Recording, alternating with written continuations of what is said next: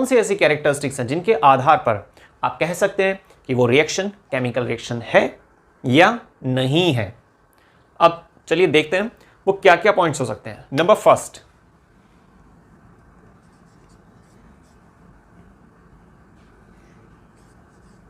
Change in state. Change in state, देखिए अगर आप किसी रिएक्शन को देख रहे हैं और आपने नोटिस किया कि वहां पर स्टेट में बदलाव आ रहा है तो वो रिएक्शन केमिकल रिएक्शन होती है। ठीक है, अब स्टेट में किस तरह से बदलाव, मान लीजिए कि रिएक्टेंट में आपने देखा कि भाई सॉलिड है, आगे चलकर प्रोडक्ट की तरफ आप देख रहे हैं कि गैसेस फॉर्म आ गई है, पहले लिक्विड था बाद में वो सॉलिड स्टेट में चेंज हो गया है। तो कोई भी अगर, जैसे हमने जनरली सुना हुआ है कि 3 स्टेट होती है मैटर की, सॉलिड, लिक्विड और गैस, तो कोई भी एक स्टेट जब दूसरी स्टेट में चेंज होती है तो हम उसे क्या बोलते हैं, चेंज इन स्टेट। देखिए इसके लिए रिएक्शन क्या हो सकती है, मैग्नीशियम सॉलिड स्टेट जब रिएक्शन करता है ऑक्सीजन गैस के साथ, ये गैसेस स्टेट। मैग्नीशियम जो सॉलिड स्टेट में था जब वो रिएक्शन करता है ऑक्सीजन गैस के साथ, जो गैसेस स्टेट है O2 के साथ रिएक्शन कर रहा है, तो क्या प्रोड्यूस करता है, मैग्नीशियम ऑक्साइड। क्लियर, ये क्या है, ये सॉलिड स्टेट है। तो सॉलिड स्टेट, प्रोडक्ट में भी सॉलिड स्टेट, बात ठीक है, लेकिन ये गैसेस स्टेट देखिए चेंज हो गई ना, प्रोडक्ट की तरफ कोई गैसेस फॉर्म नहीं आ रही है। तो इस तरीके से जो रिएक्शन होती है उसे क्या बोलते हैं, क्या बोलेंगे इसको, कि भाई यहां पर स्टेट में बदलाव आ रहा है, जो उसकी सॉलिड स्टेट थी, जो गैसेस स्टेट थी, वो अल्टीमेटली सॉलिड स्टेट में कन्वर्ट हो गई हैं। तो इसके आधार पर आपने क्या बोला, चेंज स्टेट है, इसका मतलब ये केमिकल रिएक्शन है। कोई अगर एक भी आपको कैरेक्टरिस्टिक्स, आज की वीडियो में हम टोटल 5 कैरेक्टरिस्टिक्स को पढ़कर चलेंगे, कि अगर 5 में से कोई एक भी कैरेक्टरिस्टिक्स आपको देखने को मिलती है किसी रिएक्शन के लिए, तो आप कह पाएंगे कि हाँ भाई वो रिएक्शन केमिकल रिएक्शन है। ठीक है, एक दूसरा एग्जांपल देखते हैं इसमें। कार्बन सॉलिड स्टेट O2 से रिएक्शन करता है, गैसेस स्टेट, और आगे प्रोड्यूस करता है कार्बन डाइऑक्साइड, ये गैसेस स्टेट। अब आप ध्यान से देखिएगा रिएक्टेंट में, जो यहां पर 2 रिएक्टेंट दिखाए जा रहे हैं इस रिएक्शन के अंदर, एक सॉलिड स्टेट में है, दूसरा गैसेस स्टेट में, और आगे चलकर गैस स्टेट। तो ये सोचिए आप कि सॉलिड स्टेट कहां गई, वो शिफ्ट हो गई ना। तो इस तरीके से चेंज इन स्टेट, ये कैरेक्टरिस्टिक्स जो हमें रिएक्शन में देखने को मिलती हैं। Number second,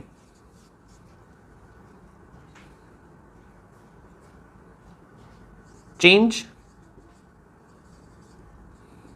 in temperature, CaCO3 को आप हीट करते हैं तो ये CaO plus CO2।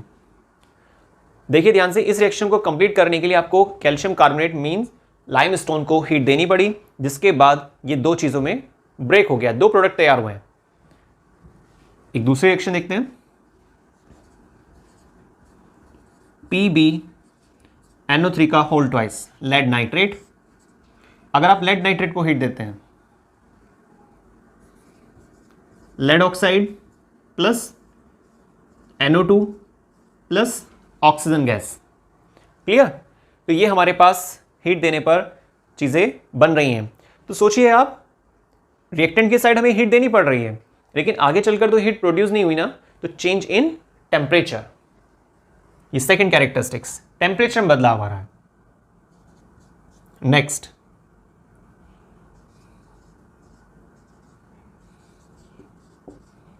Formation of PPT. Formation of PPT के लिए barium chloride plus sulphuric acid, और आगे प्रोड्यूस करता है ये डबल डिस्प्लेसमेंट रिएक्शन एक तरीके से, ठीक है ना। Barium sulphate plus HCl। तो बेरियम सल्फेट क्या है हमारा? पीपीटी। याद रखिएगा, बेरियम सल्फेट क्या है? पीपीटी। पीपीटी का मतलब क्या होता है? फॉर्मेशन ऑफ पीपीटी मतलब केमिकल रिएक्शन के दौरान जो प्रोडक्ट होता है वहां इनसॉल्युबल सब्सटेंस प्रोडक्ट के साइड क्या होता है? एक इनसॉल्युबल सब्सटेंस बनता है जिसको हम क्या बोलते हैं? PPT, precipitate. ठीक है, तो केमिकल रिएक्शन जब कंप्लीट होती है तो प्रोडक्ट के साइड जो चीजें बनती हैं उनमें से कुछ सब्सटेंस कैसे होते हैं? जो सेटल डाउन हो जाते हैं, जिसको हम हिंदी में अवक्षेप कहते हैं।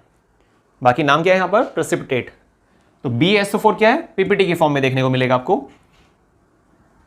एक और रिएक्शन देखते हैं इसकी।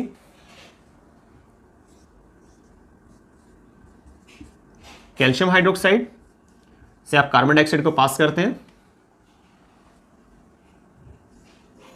CaCO3 CaCO3 plus H2 water. CaCO3 क्या हमारे पास? ये पीपीटी होता है ना, white PPT.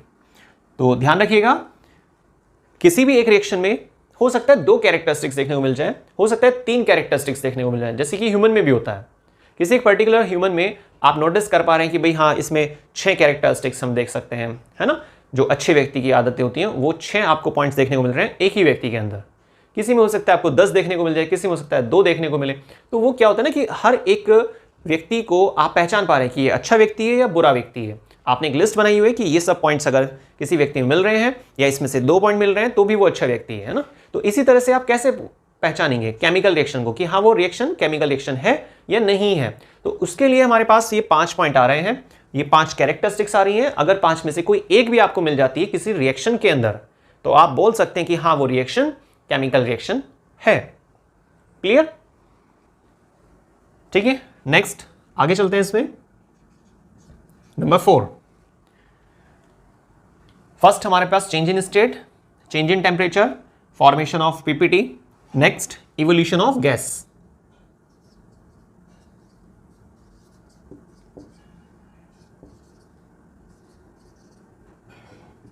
Evolution of gas, देखिए इसके लिए आप एग्जांपल ले सकते हैं। कोई भी ऐसी रिएक्शन सोचिए जिसमें गैस रिलीज हो रही हो, है ना। जैसे कि आप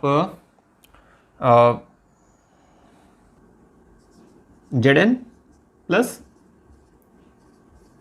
सल्फ्यूरिक एसिड, और आगे क्या बनेगा? Zinc sulphate. ये सिंगल डिस्प्लेसमेंट रिएक्शन है वैसे, प्लस हाइड्रोजन गैस। ठीक है, नेक्स्ट मीथेन ले लीजिए आप, CH4 प्लस ऑक्सीजन गैस, और आगे क्या प्रोड्यूस करता है ये? इसमें आपका बन जाएगा कार्बन डाइऑक्साइड और वाटर, CO2 प्लस H2O। ठीक है ना। तो मीथेन का जब आप कंबशन कर रहे हैं, मीथेन को जब आप बर्न कर रहे हैं ऑक्सीजन के प्रेजेंस में, तो carbon dioxide plus water, heat और लाइट, ये सब चीजें निकलती हैं।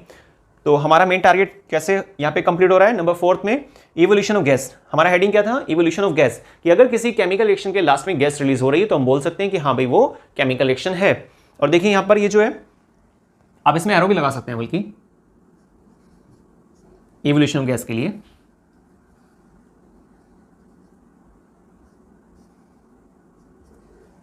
ठीक है, तो इवोल्यूशन ऑफ गैस का इंडिकेशन देता है, या फिर आप स्मॉल g दिखा सकते हैं ब्रैकेट में। तो क्लियर हुआ इवोल्यूशन ऑफ गैस, ये 4th कैरेक्टरिस्टिक्स है यहां पे।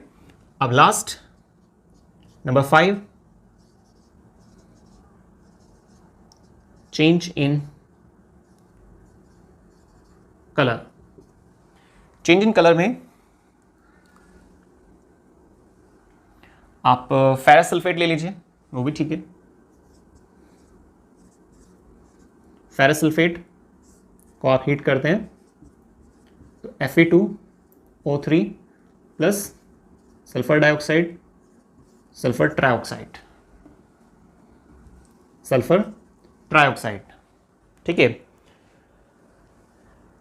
ग्रीन कलर ब्राउन कलर में चेंज होता है। ये बात याद रखिएगा आप कि फेरस सल्फेट का कलर कैसा होता है? Green colour. किसमें चेंज होता है? ब्राउन कलर में, फेरिक ऑक्साइड में। तो ये चेंज इन कलर हुआ है ना। नेक्स्ट लेड नाइट्रेट, PbNO3 का whole twice.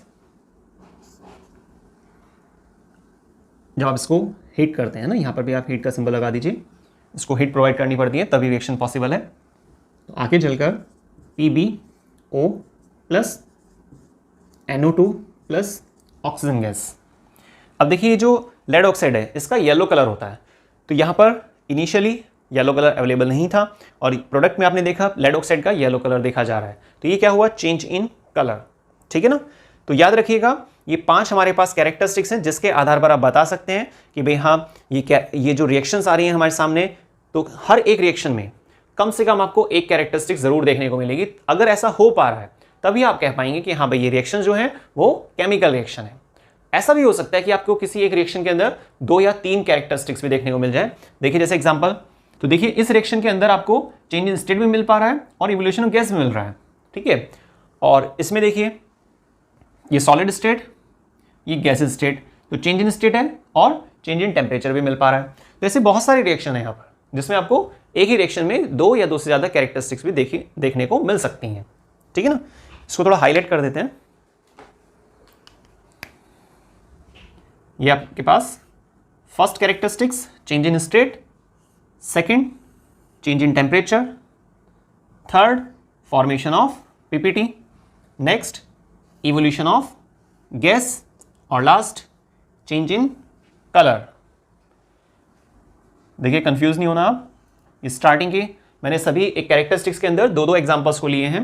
Change in state में ये दोनों हैं, ये चेंज इन टेम्परेचर के लिए है, ये आपके पास फॉर्मेशन ऑफ PPT में आ जाता है, इवोल्यूशन ऑफ गैस और लास्ट चेंज इन कलर। ठीक है ना। तो इस तरीके से आप दिखा सकते हैं। अच्छा, जैसे यहां पर बात आ रही थी नंबर 3 में फॉर्मेशन ऑफ PPT, तो याद रखिएगा ये PPT है, इसको आप ऐसे हाईलाइट कर दीजिएगा ना। तो खैर आज की वीडियो का हमारा टारगेट पूरा हुआ, जिसमें हमें क्या समझना था, characteristics of a chemical reaction, कि किसी केमिकल रिएक्शन को आप किस बेस पर केमिकल रिएक्शन कह पा रहे हैं, क्योंकि जनरल तो नाम रिएक्शन होता है, रिएक्शन मेटाबॉलिक रिएक्शन भी हो सकती थी और केमिकल रिएक्शन भी हो सकती थी, लेकिन आपने केमिकल रिएक्शन क्यों बोला, कोई उसके पीछे कारण होना चाहिए, और वो कारण क्या है कि यहाँ पर 5 कैरेक्टरिस्टिक्स जो आपको याद होनी चाहिए, समझ में आनी चाहिए कि भाई हम किस बेस पर इस रिएक्शन को केमिकल रिएक्शन बोल रहे हैं। तो 5 में से कोई ना कोई कम से कम एक कैरेक्टरिस्टिक्स वहां पर मैच होनी चाहिए, और अगर ऐसा हो पा रहा है तो आप कह सकते हैं विद प्रूफ कि हाँ भाई ये रिएक्शन केमिकल रिएक्शन है।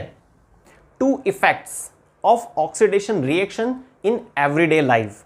डेली लाइफ के कुछ ऐसे केसेस को हम डिस्कस करेंगे, कुछ ऐसे एग्जांपल्स को हम देखेंगे जिसमें ऑक्सीडेशन रिएक्शन का कनेक्शन है। लेकिन ऐसे कौन से एग्जांपल हो सकते हैं, कौन से ऐसे केसेस हो सकते हैं, उसको समझने के लिए आपको वीडियो को स्टार्टिंग से लास्ट तक देखना होगा। तो बिना स्किप करके देखिए, और वीडियो अगर पसंद आती है तो लाइक शेयर सब्सक्राइब करना मत भूलिएगा। चलिए स्टार्ट करते हैं आज की वीडियो को। 2 effects of oxidation reaction in everyday life. देखिए आज की वीडियो में हम 2 इफेक्ट्स को डिस्कस करने वाले हैं ऑक्सीडेशन रिएक्शन के, जो डेली लाइफ में हम ऑब्जर्व करते हैं, जिसमें से नंबर फर्स्ट है कोरोजन ऑफ मेटल्स, मतलब मेटल्स का खराब होना। सेकंड हमारे पास पार्ट आता है रेंसिडिटी। रेंसिडिटी मतलब फूड का खराब होना, भोजन का खराब हो जाना। क्लियर, ऑक्सीडेशन की वजह से। लेकिन सबसे पहले हम पार्ट फर्स्ट डिस्कस करेंगे, कोरोजन ऑफ मेटल्स। चलिए स्टार्ट करते हैं। देखिए कोरोजन ऑफ मेटल्स का सबसे पहले हमें मीनिंग क्लियर होना चाहिए। कोरोजन ऑफ मेटल्स का मतलब है कि भाई मेटल्स खराब हो रही हैं, लेकिन किस वजह से खराब हो रही हैं? एयर और वाटर की प्रेजेंस में मेटल्स जो हैं खराब होने लगती हैं, या फिर आप ऐसा भी कह सकते हैं मेटल्स अगर काफ़ी लंबे समय तक कांटेक्ट में रहती हैं, ऐसी एनवायरनमेंट में प्रेजेंट है जिसमें काफ़ी नमी है, तो मेटल्स धीरे धीरे खराब होने लगती हैं। तो हम इसी को क्या बोलते हैं? Corrosion of metals. इसके लिए सिंपल सी डेफिनेशन भी है, उसको देखते हैं एक बार। Process in which metals are eaten up, एक ऐसी प्रक्रिया जिसमें मेटल्स को खाया जा रहा है, मेटल्स खराब हो रही हैं ग्रेजुअली, धीरे धीरे, by the action of air moisture. देखिए यहां पर ये जो 2 वर्ड है बहुत इंपॉर्टेंट है। हवा और पानी की वजह से मेटल्स धीरे धीरे खराब होती हैं, या फिर कोई स्ट्रॉन्ग केमिकल्स है जो उनकी सरफेस पर कांटेक्ट बनाने की वजह से उनको खराब कर रहा है। ठीक है, तो इसको क्या बोलते हैं? Corrosion of metals. तो कोरोजन ऑफ मेटल्स में मेटल्स के खराब होने का जिक्र किया जाता है, ये बात आपको क्लियर हो गई होगी। लेकिन कोरोजन ऑफ मेटल्स के केस में भी 2 सेक्शन किए जा सकते हैं। इसमें फर्स्ट पॉइंट क्या बनेगा? अगर सभी मेटल्स का आप जिक्र कर रहे हैं तो कोरोजन ऑफ मेटल बोल रहे हैं तो बात ठीक है, लेकिन अगर आयरन का, पर्टिकुलर आयरन का जिक्र कर रहे हो आप, तो उसको बोलते हैं रस्टिंग ऑफ आयरन। ठीक है, अगर आप सिर्फ आयरन के खराब होने का जिक्र कर रहे हैं, आयरन एक मेटल है, एटॉमिक नंबर 26 होता है, लेकिन अगर आप आयरन को ही इंडिकेट कर रहे हैं कि भाई आयरन खराब हो रहा है, लोहा खराब हो रहा है हवा और पानी के एक्शन की वजह से, ठीक है, तो उसको हम क्या बोलते हैं, रस्टिंग ऑफ आयरन। लेकिन अगर लोहे के अलावा, आयरन के अलावा बाकी सब मेटल का आप जिक्र कर रहे हैं, तो वहां एक नया नाम यूज किया जाता है, वो है कोरोड। तो कोरोड में आपको आयरन के अलावा बाकी सभी मेटल्स के खराब होने का जिक्र करना होता है, लेकिन अगर आप रस्टिंग बोल रहे हैं तो वो सिर्फ आयरन का इंडिकेशन देता है, रस्टिंग ऑफ आयरन, जैसे कि आपने पूरा नाम सुना भी है। और अगर आप कोरोजन ऑफ मेटल्स बोलते हैं, इसका मतलब सभी मेटल्स के जो खराब होने का प्रोसेस है उसको आप डिस्कस कर रहे हैं। और कोरोजन ऑफ मेटल्स का, जैसे मैंने स्टार्टिंग बताया, सिंपल मीनिंग क्या है कि हवा और पानी की प्रेजेंस में जब मेटल्स का कांटेक्ट काफी समय तक बना रहता है तो धीरे धीरे वो खराब होने लगती हैं, उसी को हम बोलते हैं कोरोजन ऑफ मेटल्स, जो हमारी आज की वीडियो का पार्ट फर्स्ट है। क्लियर? अब एक बार रस्टिंग ऑफ आयरन के लिए रिएक्शन देखते हैं। Iron plus Fe plus oxygen gas plus water, और प्रोडक्ट की तरफ क्या बनेगा, Fe2O3 ferric oxide dot XH2O। ये रिएक्शन बैलेंस नहीं है, यहां पर सिंपल मेरा टारगेट था आपको समझाना कि भाई रस्टिंग ऑफ आयरन के लिए जो फॉर्मूला है वो क्या होता है। X का मतलब क्या है कि भाई कितने भी वाटर मॉलिक्यूल यहां पर हो सकते हैं। अगर आप इस रिएक्शन को बैलेंस करना चाहते हैं तो आप बैलेंस कर सकते हैं, आप सबको बैलेंसिंग आती हुई है।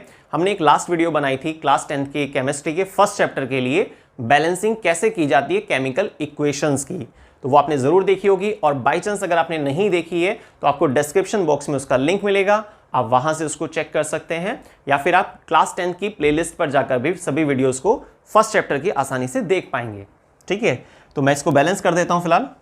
तो ये रिएक्शन हुई जिसमें रस्टिंग ऑफ आयरन को इंडिकेट किया जा रहा है, और रस्टिंग ऑफ आयरन का मतलब क्या होता है कि भाई लोहा खराब हो रहा है।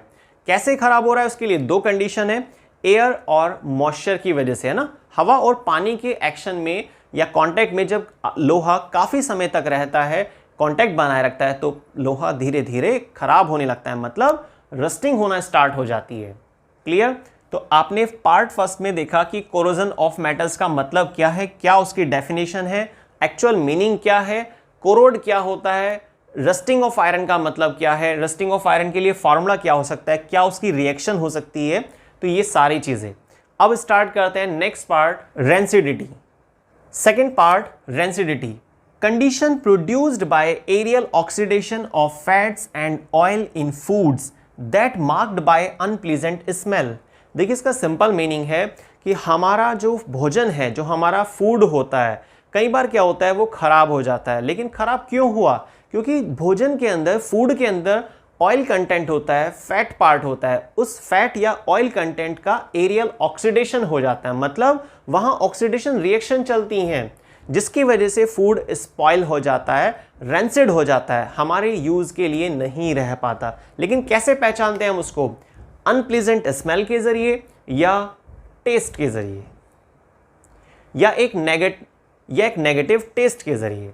तो इसीलिए कहा जाता है कि रेंसिडिटी क्या है, एक वो पूरा प्रोसेस है, एक वो पूरी कंडीशन है जिसमें हम फूड को स्पॉइल होते हुए ऑब्जर्व करते हैं, महसूस करते हैं, या तो अनप्लीजेंट स्मेल के जरिए या फिर एक नेगेटिव टेस्ट के द्वारा। लेकिन ऐसा क्यों हुआ? क्योंकि हमारे फूड के अंदर होता है ऑयल कंटेंट और फैट पार्ट, ठीक है, जिसका एरियल ऑक्सीडेशन होना स्टार्ट हो जाता है। ठीक है, क्लियर हुई बात? तो रेंसिडिटी क्या होता है, इसका मीनिंग तो आपको पता चल गया है।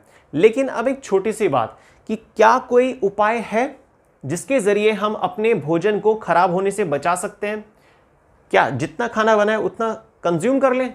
नहीं, ये कोई सॉल्यूशन नहीं हुआ, ये तो बल्कि और एक नेगेटिव पॉइंट बन जाएगा खुद हमारे डाइजेस्टिव सिस्टम को लेकर। ठीक है, तो बिल्कुल ऐसा सॉल्यूशन होता है कि आप अपने फूड को खराब होने से बचा सकते हैं। आज के वीडियो में हमने क्लियर किया कि भाई कोरोजन ऑफ मेटल्स क्या है, रेंसिडिटी का क्या मतलब होता है, इनकी डेफिनेशन क्या हो सकती है। जो हमने दो पार्ट्स को डिस्कस किया, कोरोजन ऑफ मेटल्स को और रेंसिडिटी को, ये दोनों ही इफेक्ट्स हैं ऑक्सीडेशन रिएक्शन के जो डेली लाइफ में हम ऑब्जर्व करते हैं। एंटीऑक्सीडेंट क्या हमारे फूड को रेंसिड होने से बचा सकते हैं? ऑक्सीडेंट, अगर आप ध्यान से देखेंगे तो एंटीऑक्सीडेंट जो ये वर्ड है इसको फ्रैक्शनेट किया हुआ है, दो पार्ट में बांटा हुआ है। एंटी मतलब अगेंस्ट, ऑक्सीडेंट मतलब ऑक्सीडेशन। अब सबसे पहले हम लेंगे ऑक्सीडेशन का मतलब क्या होता है। देखिए, ऑक्सीडेशन का मतलब है कि ऑक्सीजन का ऐड होना, तो जनरल भाषा में उसको क्या बोल देते हैं कि ऑक्सीडेशन प्रोसेस, या सिंपल लैंग्वेज में उसको ऑक्सीडेशन बोलते हैं। कि भाई जब किसी मटेरियल के साथ ऑक्सीजन ऐड होती है या ऑक्सीजन की प्रेजेंस में वो रिएक्शन कैरी आउट हो रही है तो उसको हम ऑक्सीडेशन प्रोसेस बोलते हैं, ठीक है। लेकिन जैसे कि यहाँ पर नाम लिखा हुआ है एंटीऑक्सीडेंट, मतलब ऑक्सीडेशन ना होने देने वाला। तो कुछ ऐसे केमिकल सब्सटेंस, कुछ ऐसे मटेरियल जो ऑक्सीडेशन प्रोसेस को नहीं होने देते, उनको एंटीऑक्सीडेंट कहा जाता है। तो एंटीऑक्सीडेंट आर दोज सब्सटेंस या those chemical substance which prevent the process of oxidation. तो these are called antioxidant. Clear? तो याद रखिएगा, एंटी मतलब अगेंस्ट, ठीक है। किसके अगेंस्ट? ऑक्सीडेशन प्रोसेस के अगेंस्ट। अब सबसे खास बात, इनका जो यूज है वो यूज क्या है? रेंसिड होने से बचाते हैं, हमारे फूड को स्पॉइल होने से, खराब होने से बचा लेते हैं। अगर आप इन मटेरियल्स को, इन एंटीऑक्सीडेंट सब्सटेंसेस को ऐड कर देते हैं अपने फूड में, तो फूड में जो ऑयली पार्ट होता है, जो फूड हमारा होता है, वो काफ़ी समय तक चल पाता है। पर कैसे, किस वजह से ऐसा हो पाया? उसके लिए बेसिक कारण है, ये जो एंटीऑक्सीडेंट केमिकल सब्सटेंस होते हैं ये हमारे फूड को ऑक्सीडाइज नहीं होने देते, ऑक्सीजन की रिएक्शन नहीं होने देंगे, जिसकी वजह से क्या होगा? फूड काफ़ी समय तक चल पाएगा, खराब नहीं होगा, रेंसिड नहीं होगा, स्पॉइल नहीं होगा, ठीक है। कहा जाता है कि अगर हम अपने फूड में एंटीऑक्सीडेंट्स का इस्तेमाल करते हैं तो हमारा फूड रेंसिड नहीं होता है। क्लियर? अब क्या एग्जाम्पल हो सकते हैं एंटीऑक्सीडेंट के? देखिए, number first BHT, second BHA। BHT की फुल फॉर्म होती है ब्यूटाइलेटेड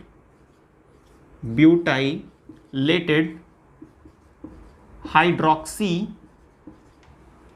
B मतलब ब्यूटाइलेटेड, H मतलब हाइड्रोक्सी, T मतलब टोलुइन, ठीक है। नेक्स्ट, वैसे तो बहुत सारे एंटीऑक्सीडेंट है पर इनका काफ़ी यूज़ किया जाता है। ब्यूटाइलेटेड बिल्कुल सेम है, देखिए स्टार्टिंग जो वर्ड है ब्यूटाइलेटेड, H मतलब हाइड्रोक्सी, लेकिन यहां पर T आ रहा था और यहां पर A है, तो A के लिए क्या लिखेंगे हम? एनीसॉल, ठीक है।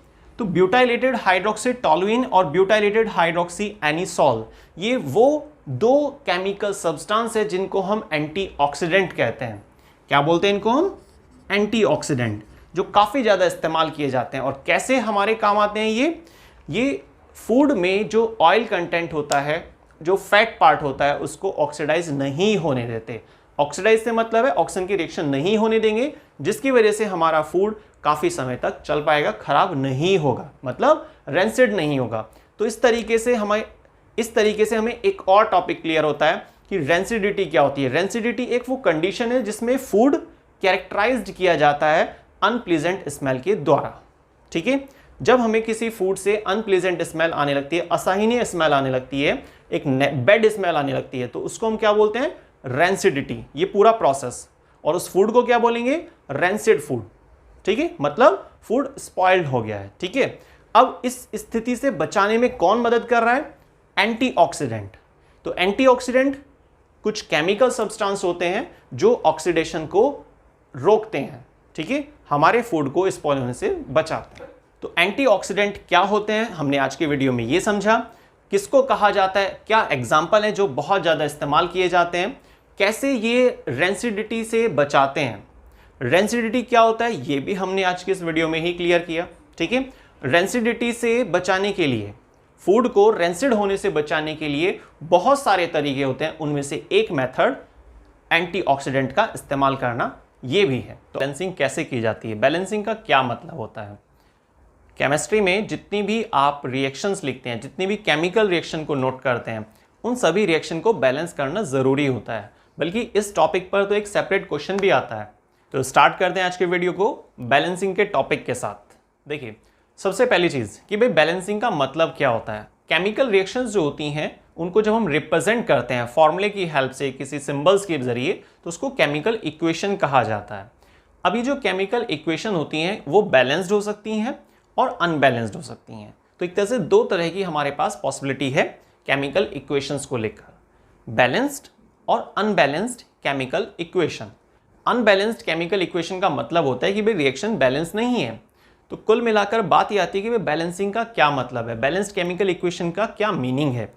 नंबर ऑफ एटम्स, रिएक्टेंट की तरफ जितने एटम्स हैं उतने ही एटम होने चाहिए प्रोडक्ट की तरफ। किसी भी एक पर्टिकुलर अगर आप एटम की बात करके चल रहे हैं, किसी भी अगर एक प्रकार के एटम की आप बात करते हैं, तो उनका जो नंबरिंग है रिएक्टेंट की तरफ वो बराबर होना चाहिए प्रोडक्ट की तरफ जो नंबर ऑफ एटम्स होंगे उनके। क्लियर। अब इस चीज को हम बहुत सारे एग्जांपल्स के जरिए समझने वाले हैं। चलिए देखते हैं। Number first example, potassium chlorate. Potassium chlorate का फॉर्मूला होता है KClO3। क्या होता है? KClO3, potassium chlorate. Potassium chlorate को अगर आप हीट करते हैं, ठीक है, ये हीट का सिंबल है। आप वैसे वर्ड्स की लेटर्स की फॉर्म में भी लिख सकते हैं। बाकी केमिस्ट्री में जो चैप्टर है आपका first chapter chemical reaction and equation, इसमें कुछ सिंबल्स दिए हुए हैं। सिंबल्स पर भी हमारी एक सेपरेट वीडियो गई थी, आपने उसको देखा भी होगा, और अगर नहीं देखा है तो आपको डिस्क्रिप्शन बॉक्स में उसका लिंक मिलेगा, वहां से उसको एक बार फिर से रिवाइज कर सकते हैं। तो पोटेशियम क्लोराइड को अगर आप हीट देते हैं तो क्या बनता है? KCl, potassium chloride plus oxygen gas. ठीक है। अब हमें चेक करना है कि भाई क्या ये रिएक्शन बैलेंस्ड है या अनबैलेंस्ड है। देखिए कैसे चेक करते हैं इसको। सबसे पहले तो आप ये चेक कीजिए कि रिएक्टेंट कितने हैं यहाँ पर और प्रोडक्ट कितने हैं। रिएक्टेंट इसको बोलेंगे और प्रोडक्ट इनको कहा जाता है। तो दो प्रोडक्ट हैं और एक रिएक्टेंट है। तो जो रिएक्टेंट है जिसका नाम क्या है? Potassium chlorate. Potassium chlorate heat मिलने पर टूट रहा है दो अलग अलग चीजों में, पोटेशियम क्लोराइड में प्लस ऑक्सीजन गैस में। ठीक है। तो ये जो रिएक्टेंट है, इस रिएक्टेंट में एक पोटेशियम है। प्रोडक्ट की तरफ आप चेक कीजिए, टोटल कितने पोटेशियम आ रहे हैं? सिंगल पोटेशियम आ रहा है। तो पोटेशियम तो बराबर है, इक्वल है, लेकिन क्लोरीन एक है और यहां पर भी क्लोरीन एक है, ये भी अच्छी बात है। ऑक्सीजन को चेक करिए, ऑक्सीजन 3 है। यहां पर कितने ऑक्सीजन है? यहां पर 2 ऑक्सीजन है ना।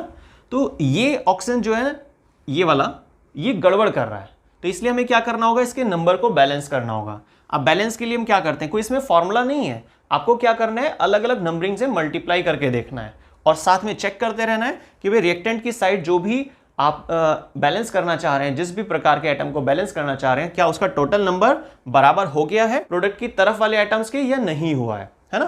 पोटेशियम लेके चल रहे हैं तो पोटेशियम को लेकर चेक करेंगे प्रोडक्ट की तरफ। अगर आप ऑक्सीजन लेकर चल रहे हैं तो फिर ऑक्सीजन एटम को बैलेंस करके चलेंगे। ऑक्सीजन वाले को पोटेशियम से कंपेयर नहीं करना है, ठीक है, सेम टाइप, ध्यान रखना। अब देखिए पोटेशियम और क्लोरीन की बात तो ठीक है, लेकिन इस ऑक्सीजन का जो नंबर है 3, ये गड़बड़ कर रहा है, क्योंकि रिएक्टेंट की तरफ 3 है लेकिन प्रोडक्ट की तरफ कितने हैं? सिर्फ 2। तो आप क्या करेंगे? यहां पर 2 से मल्टीप्लाई करेंगे। तो जब आप 2 की मल्टीप्लीकेशन करते हैं, कभी भी आप ऐसा नहीं करेंगे कि 2 को आपने बीच में लगा दिया। जो भी कंपाउंड होता है उसके स्टार्टिंग में 2 लगाएंगे, और अगर आपने स्टार्टिंग में 2 लगाया, इसका मतलब क्या हुआ कि ये 2 सबसे मल्टीप्लाई कर रहा है, पोटेशियम से, क्लोरीन से, ऑक्सीजन से, सबसे। तो अब पोटेशियम कितने हो गए? 2, क्लोरीन कितने हो गए? 2, और ऑक्सीजन कितने हो गए? 2 3 जा 6, तो 6 ऑक्सीजन हो गए, है ना। अब यहां पर चेक कीजिए आप, पोटेशियम एक ही रह गया, कोई बात नहीं, 2 से मल्टीप्लाई कर देते हैं। पोटेशियम 2 हो गए, ठीक है, क्लोरीन 2, यहां पर भी 2। अब ऑक्सीजन कितने हो गए थे रिएक्टेंट की तरफ? 2 3 जा 6, और यहां पर है 2। तो अगर हम इसको 3 से मल्टीप्लाई कर देते हैं तो ये रिएक्शन बैलेंस हो जाती है। यही थी बैलेंसिंग। बैलेंसिंग एक बहुत ही इंपॉर्टेंट टॉपिक है।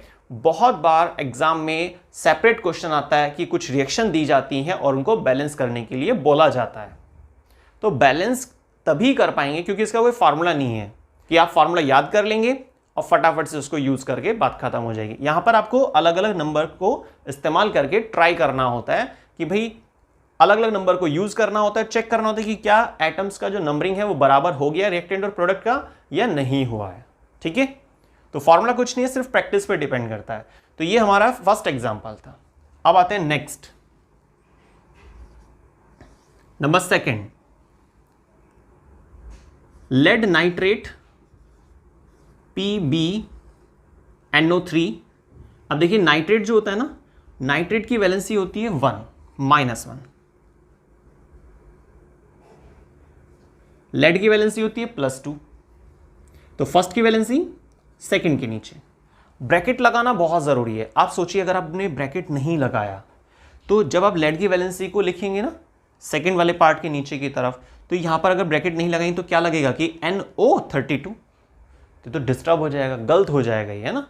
तो इसीलिए ब्रैकेट यहां पर लगाना बहुत ज़रूरी है। याद रखना, नाइट्रेट कुछ एक्स्ट्रा वैलेंसी होती हैं, वो भी आपको याद करनी होती है। केमिस्ट्री का बेसिक क्लियर होगा तभी आप कुछ टॉपिक्स हैं उनको कवर कर पाएंगे। तो लेड नाइट्रेट कोई रिएक्टेंट है, ये जो कंपाउंड था ये टूट जाता है हीट मिलने पर, है ना, डिकम्पोजिशन बाय हीट। इसको आप एंडोथर्मिक रिएक्शन भी कह सकते हैं। एंडोथर्मिक मतलब जो हीट के इस्तेमाल से, एंडोथर्मिक रिएक्शन वो रिएक्शन होती है जो हीट का एब्जॉर्प्शन करती हैं, हीट मिलने पर ही वो प्रोसीड होती हैं। तो लेड नाइट्रेट हीट मिलने पर टूट जाता है कुछ चीज़ों में, और वो चीज़ें क्या क्या है, lead oxide, nitrogen dioxide NO2 plus oxygen gas. Clear. अब हमें इस रिएक्शन को बैलेंस करना है, एक एक करके लेके चलते हैं। लेड सिंगल है, यहां भी सिंगल है। अच्छा, इस 2 से कंफ्यूज नहीं होना आप कि भाई यहाँ पे 2 लगा है तो लेड से भी मल्टीप्लाई कर रहा है। लेड से मल्टीप्लाई नहीं कर रहा है, ये जो ब्रैकेट है ना, इस ब्रैकेट के बाहर 2 लगा हुआ है, तो इसका मतलब इस ब्रैकेट के अंदर जितने भी सिंबल्स हैं उन सबसे मल्टीप्लाई करेगा 2। तो ऑक्सीजन यहाँ पर 6, नाइट्रोजन यहाँ पर 2, ये चीज़ याद रखना। लेड से मल्टीप्लाई नहीं करेगा, ये बात क्लियर करनी है आपको। तो लेड सिंगल है, यहाँ पर भी सिंगल है, ठीक है, कोई दिक्कत नहीं है। ऑक्सीजन 6 आ रहे हैं और यहाँ पर 2 और 2 4 और 5, ये सिंगल आ रहा है, ठीक है। तो एक तो ऑक्सीजन की गड़बड़ हो गई है ना। नाइट्रोजन कितने, 2, यहाँ पर सिंगल है, ठीक है। तो हम एक काम करते हैं कि यहाँ से मल्टीप्लाई कर देते हैं, ठीक है। तो 2 से मल्टीप्लाई किया, जिसकी वजह से क्या होगा, ऑक्सीजन 2 ऑक्सीजन हो गए, 2 यहाँ पर है और 2 यहाँ पर, 6 ऑक्सीजन हो गए, ऑक्सीजन बैलेंस हो गए। लेकिन यहाँ पर लेड में हमने 2 से मल्टीप्लाई किया ना, तो लेड यहाँ पर सिंगल रह गया, तो इसमें भी आपको 2 से मल्टीप्लाई करना होगा। तो लेड भी बराबर हो गए, है ना। तो लेड तो बराबर हो गया, लेकिन अब हुआ क्या, जब आपने 2 लगाया तो ये 2 तो सबसे ही मल्टीप्लाई करेगा, तो सबकी मल्टीप्लाई होगी। इसका मतलब ये हुआ कि ऑक्सीजन जो है हमारे पास 12 हो गए हैं, है ना। कितने हो गए, 12, क्योंकि 3 2 6, 6 2 12, ठीक है। याद रखना, जब पहले हम लगाते हैं ना किसी भी नंबर को तो सबसे मल्टीप्लाई करते हैं, जितने भी एलिमेंट है सबसे, ये चीज़ आपको क्लियर करनी है। तो ऑक्सीजन कितने हो गए, 12 हो गए हैं। चलिए कोई बात नहीं, 12 ऑक्सीजन है, 2 यहाँ पर है और 2 यहाँ पर है, ठीक है। 2 ऑक्सीजन इधर, 2 इधर, और 12 थे टोटल हमारे पास, तो हमें 8 चाहिए ना, 8 ऑक्सीजन की नीड है। तो हम यहाँ पे 4 से मल्टीप्लाई कर सकते हैं ना। और नाइट्रोजन कितना, 2 2 4, ठीक है, बहुत बढ़िया हुआ है तो, है ना। देखिए 2 ऑक्सीजन ये और 2 ऑक्सीजन इधर, 4 ऑक्सीजन है, और टोटल कितने थे हमारे पास, यहाँ पर 12 ऑक्सीजन थे। यहाँ पर कितने हैं, सिर्फ 4 ऑक्सीजन है, तो हमें 8 ऑक्सीजन की नीड है ना। 8 ऑक्सीजन चाहिए, जिसमें से 2 है यहाँ पर, तो 4 से मल्टीप्लाई कर देते हैं, तो 4 2 8 हो गया। तो 8 10 और 12, क्लियर। लेड 2, ये भी क्लियर। लेकिन नाइट्रोजन 4, और यहाँ पर कितने थे, 2 और 2 4 नाइट्रोजन, ठीक है। तो याद रखना है आपको, मैं ऐसे यहाँ पर लिख देता हूँ एक बार इनका नंबरिंग। देखिए यहाँ पर नंबर लिख लेते हैं इसमें, लेड 2, नाइट्रोजन 4, ऑक्सीजन 12, ठीक है। रिएक्टेंट की तरफ सेम ऐसे ही, प्रोडक्ट की तरफ, प्रोडक्ट वाला भी चेक कर लेते हैं।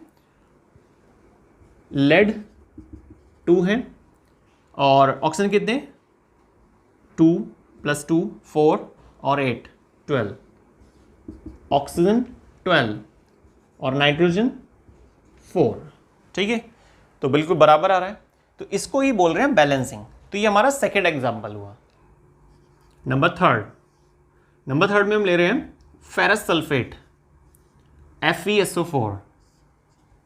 फेरस सल्फेट को जब आप हीट करते हैं, थोड़ा सा हीट प्रोवाइड करते हैं, तो फेरस सल्फेट जो होता है वो ब्रेक हो जाता है 3 चीजों में, Fe2O3 फेरिक ऑक्साइड, है ना, ferric oxide plus sulphur dioxide और सल्फर ट्राइऑक्साइड। ठीक है, तो ये 3 चीजें बन रही हैं। तो 3 प्रोडक्ट है हमारे पास और एक रिएक्टेंट है। अच्छा, रिएक्टेंट और प्रोडक्ट को पहचानने का एक और सिंपल तरीका होता है कि ये जो एरो होता है ना, इस एरो का जो हेड पार्ट होता है, हेड की तरफ जो भी चीजें होती हैं उसको प्रोडक्ट बोलते हैं, और इस एरो का जो टेल पार्ट है, टेल की तरफ जो चीजें होती है उसको रिएक्टेंट कहते हैं। क्या बोलते हैं उसको? रिएक्टेंट। ठीक है, अब इसमें हमें बैलेंसिंग करनी है ना, तो पहले चेक करके देखते हैं। Fe कितने हैं यहाँ पर? सिंगल, यहाँ पर 2 है, तो सीधी सी बात है आपको 2 से मल्टीप्लाई करना पड़ेगा। और जैसे ही आपने यहाँ पे 2 से मल्टीप्लाई किया ना, तो ये 2 सबसे मल्टीप्लाई होगा, मैंने आपको बताया था, है ना। तो आयरन तो ठीक है, Fe मतलब आयरन, तो Fe तो पहले ही बैलेंस हो गया है, लेकिन SO4 कितना हो गया है? SO4 कितना? 2 से मल्टीप्लाई कर रहा है। लेकिन एक खास चीज जो आपको इस तरह की रिएक्शन में ध्यान रखनी होती है, आप ध्यान से चेक कीजिए इस रिएक्शन में कि SO4 लेफ्ट साइड में तो है, रिएक्टेंट की तरफ है, पर प्रोडक्ट की तरफ SO4 नहीं है। और अगर ऐसा कोई केस बन रहा है किसी रिएक्शन में, तो आपको क्या करना है कि भाई S अलग और O को अलग से काउंट करेंगे। अगर बाई चांस मान लेते हैं ऐसा नहीं है, पर समझने के लिए प्रोडक्ट की तरफ भी SO4 होता और रिएक्टेंट की साइड भी SO4 होता, तो हम उस पूरे सेट को एक साथ रखकर चलते हैं। लेकिन अगर कोई चीज रिएक्टेंट की तरफ है पर प्रोडक्ट की साइड नहीं है, तो ऐसे में हम क्या करते हैं? S को अलग से काउंट करेंगे और O को सेपरेट काउंट करेंगे। ठीक है, ये चीज याद रखना आप। तो 2 की मल्टीप्लाई हमने की, तो इसका मतलब 2 आयरन हो गए हैं, यहां पर भी 2 आयरन है, क्लियर हो गया है। अब सल्फर कितने हो गए? 2, यहां पर भी 2 सल्फर है, 1 2। इस 2 की मल्टीप्लाई जब आप ऑक्सीजन से करेंगे तो 4 2 जा 8 हो जाएगा, तो 8 ऑक्सीजन है यहां पर। और यहां पर कितने हैं? 3 3 6 और 2 8। क्लियर? तो सिर्फ एक 2 को लगाने से रिएक्शन फुल्ली बैलेंस्ड हो चुकी है। रिएक्शन क्लियर हो गई, तो सिर्फ 2 लगाने से ही इस रिएक्शन को हमने बैलेंस कर लिया। लेकिन कई बार क्या होता है कि आपने यहां पर 3 लगा दिया, 4 लगा दिया, तो आपको अलग अलग नंबर लगाने के बाद उसको फिर नंबर को चेक करके चलना है कि नंबर ऑफ एटम्स किसी भी एक टाइप के, जैसे आयरन को हम लेकर बैलेंस कर रहे हैं, तो LHS की तरफ कितने हैं और RHS की तरफ कितने हैं, दोनों बराबर होने चाहिए। बस यही बैलेंसिंग। तो इस बैलेंसिंग को तो जितना आप प्रैक्टिस में लाएंगे ना, उतना ही बढ़िया रहेगा। फिर आपको ज़्यादा कुछ सोचना नहीं पड़ेगा, फटाफट आप बैलेंस कर पाएंगे। यहाँ पर अच्छा 5 कार्बन आ रहे हैं, उधर 5 कार्बन आ रहे हैं, तो बैलेंस है पहले से। बहुत सारी रिएक्शन बैलेंस दी होती हैं पहले से। ठीक, अब लेते हैं नेक्स्ट एग्जाम्पल।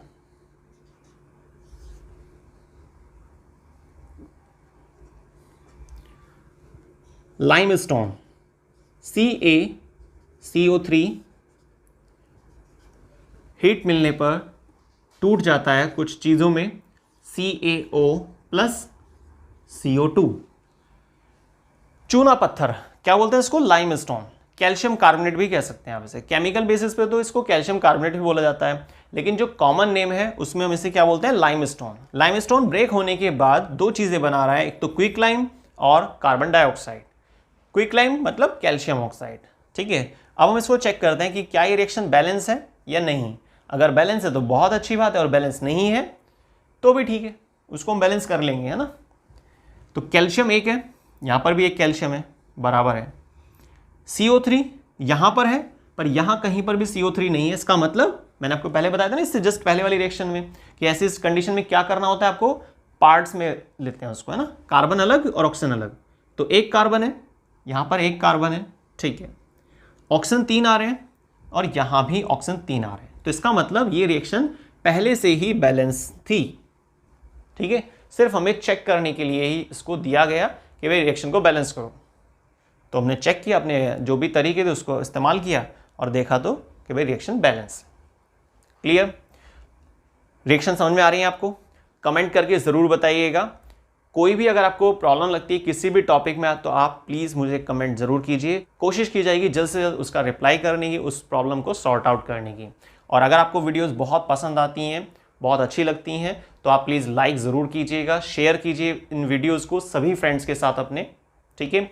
और अगर सब्सक्राइब नहीं किया आपने हमारे चैनल को तो प्लीज़ सब्सक्राइब भी कीजिए। चलिए आगे चलते हैं नेक्स्ट एग्जाम्पल में। Number 5 MnO2 manganese. देखिए एक तो होता है मैग्नीशियम, वो Mg होता है, एक होता है Mn, वो बाई चांस के बाद दोनों की वैलेंसी सेम है, वो एक अलग बात है।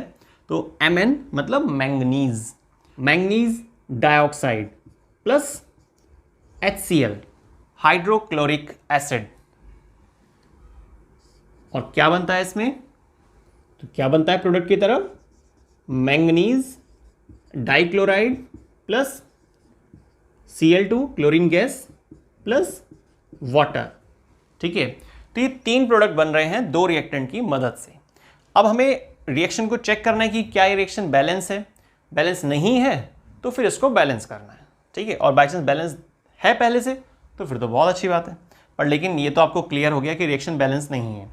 कैसे पता चला, क्लोरीन देखो ना आप, सिंगल क्लोरीन है और यहाँ पर 4 क्लोरीन आ रहे हैं। तो चलिए बैलेंस करना स्टार्ट करते हैं। सिंगल मैंगनीज है, यहाँ पर भी सिंगल है, बराबर है, ठीक है, इसको छेड़ना नहीं है ना। ऑक्सीजन कितने हैं, 2, और वहाँ पर एक ही ऑक्सीजन है ना। तो पहले तो हम इसको ही 2 से मल्टीप्लाई कर देते हैं, तो ऑक्सीजन बैलेंस हो गया है।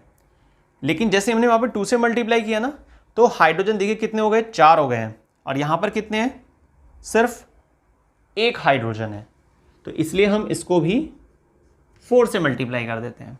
अब देखिए यहाँ पर मैंगनीज ये बैलेंस हो चुका है, ऑक्सीजन वो बैलेंस हो चुका है, हाइड्रोजन वो भी बैलेंस है, और क्लोरीन वो भी बैलेंस है, ठीक है। तो इस तरीके से बैलेंसिंग करनी होती है।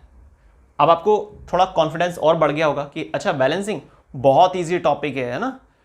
बहुत सारी बुक्स में क्या ना 3-3, 4-4 पेज भरे हुए हैं बैलेंसिंग के टॉपिक को समझ, इसमें कुछ नहीं है। आपको क्या करना है, एक रिएक्शन को ईमानदारी से खुद से बैलेंस करके देखना है, उसके बाद दूसरी रिएक्शन करेंगे, टाइम कम लगेगा, थर्ड रिएक्शन को लेंगे और कम टाइम लगेगा, और आपको 8-10 एग्जाम्पल कवर कर लेने हैं, प्रैक्टिस कर लेने हैं, तो टॉपिक आपका खत्म, ठीक है। और ये एक ऐसा टॉपिक है जो आगे तक काम आएगा, ऐसा नहीं है सिर्फ 10th के लिए है। ये बैलेंसिंग तो 9th से शुरू हो जाती है, क्योंकि रिएक्शंस वगैरह आनी स्टार्ट हो जाती हैं और आगे तक चलती रहेंगी, ठीक है। तो एक एक करके टॉपिक समझेंगे तो बहुत आसानी से समझ में आएगा आपको और अच्छी पकड़ बन जाएगी आपकी। अब लेते हैं next example number 6, sulphur dioxide. Sulphur dioxide plus hydrogen sulphide, H2S, hydrogen sulphide. Reaction होने पर क्या बनाते हैं ये, सल्फर डाइऑक्साइड की जब रिएक्शन कराएंगे आप हाइड्रोजन सल्फाइड से, तो बनेगा इसमें एक तो वाटर बनेगा, H2O सल्फर, ठीक है। तो यहां पर 2 रिएक्टेंट है और 2 ही प्रोडक्ट है, तो अब हमें इसे बैलेंस करना है ना, ठीक है। तो सल्फर एक है, नहीं एक नहीं है भाई, 2 सल्फर है ना, ठीक है। रिएक्टेंट की तरफ जो भी आप लेकर चल रहे हैं ना एग्जाम्पल में, जैसे हमने सल्फर को लेकर स्टार्टिंग किया, तो टोटल आप देख लेना रिएक्टेंट की तरफ सल्फर कितने आ रहे हैं, तो यहाँ पर टोटल 2 सल्फर आ रहे हैं। इधर सिंगल है, कोई बात नहीं, 2 से मल्टीप्लाई कर देते हैं, सल्फर बैलेंस हो गया ना। ऑक्सीजन को देखो आप, 2 ऑक्सीजन आ रहे हैं, यहाँ पर 1 ऑक्सीजन है, 2 से मल्टीप्लाई कर देते हैं। तो अब हमारे इसमें ऑक्सीजन बैलेंस हो चुका है, ठीक है, सल्फर वो बैलेंस हो चुका है। हाइड्रोजन कितने हैं यहाँ पर, हाइड्रोजन यहाँ पर है 4, तो यहाँ पे 2 से मल्टीप्लाई करना पड़ेगा, और हम 2 से जब मल्टीप्लाई करेंगे तो ये काम फिर से खराब हो जाएगा। क्यों खराब हो जाएगा, क्योंकि देखिए जब हमने सल्फर बैलेंस कर लिया था और हमने यहाँ पर 2 से मल्टीप्लाई किया, तो इसका मतलब सल्फर को भी इसने डिस्टर्ब कर दिया। तो एक बार दोबारा से चेक करते हैं, सल्फर 1 यहाँ पर है, 2 सल्फर यहाँ पर हो गए, है ना, तो 2 और 1 3 सल्फर हो गए, और यहाँ पर कितने 2 सल्फर है, तो इस 2 को हमें हटाना चाहिए और क्या लगाना चाहिए 3। तो सल्फर ठीक है, 2 इसलिए क्योंकि 2 लगाया ना, तो 2 तो सबसे मल्टीप्लाई करके बताया था मैंने आपको स्टार्टिंग में, तो 2 सल्फर ये और 1 3 सल्फर हो गए, ठीक है। ऑक्सीजन कितने 2, और यहाँ पर कितने हैं 2, ये भी ठीक है। हाइड्रोजन कितने 2 2 जा 4 और यहाँ पर कितने 4, तो इसका मतलब अब बैलेंस हुआ है ये। तो कई बार हो जाता है कि आपने कोई रिएक्शन ली, किसी भी केमिकल रिएक्शन को आप बैलेंस करने जा रहे हैं और आपने 2 से मल्टीप्लाई किया और आगे जब आपने किसी और जगह कुछ और डिजिट से मल्टीप्लाई किया तो उसकी वजह से वो आपको हटाना पड़े और फिर कोई और नई डिजिट लगानी पड़े। तो आपको एक बार फाइनली चेक जरूर कर लेना है कि हाँ भाई बैलेंस हो गया है या नहीं हुआ है। तो आज के वीडियो में हमने बैलेंसिंग के टॉपिक को क्लियर किया कि केमिकल इक्वेशंस जो होती हैं, केमिकल रिएक्शन भी कह सकते हैं, हालांकि थोड़ा सा डिफरेंस होता है, कोई ज़्यादा बड़ी बात नहीं है। तो केमिकल इक्वेशन को जब हम बैलेंस करते हैं तो उसका क्या कोई फॉर्मूला है या कोई स्पेशल तरीका है? तो आंसर है बिल्कुल नहीं, कोई स्पेशल फॉर्मूला नहीं है, कोई तरीका नहीं है। इसमें क्या है, सिंपल आपको जो आप मैथ्स में डिजिट्स इस्तेमाल करते हैं तो अलग अलग नंबर से आपको मल्टीप्लाई करके देखना होता है, ठीक है। तो आज की वीडियो में हमने 6 अलग अलग एग्जाम्पल के जरिए बैलेंसिंग के टॉपिक को क्लियर किया। तो आज की वीडियो में बस इतना ही, बाकी मिलते हैं नेक्स्ट वीडियो में साइंस के एक नए टॉपिक के साथ। जुड़े रहिए साइंस वर्ड चैनल से। सभी वीडियोस को देखने के लिए बहुत बहुत धन्यवाद। वीडियोस को लाइक शेयर सब्सक्राइब करना मत भूलिएगा। तो मिलते हैं नेक्स्ट वीडियो में। थैंक्स।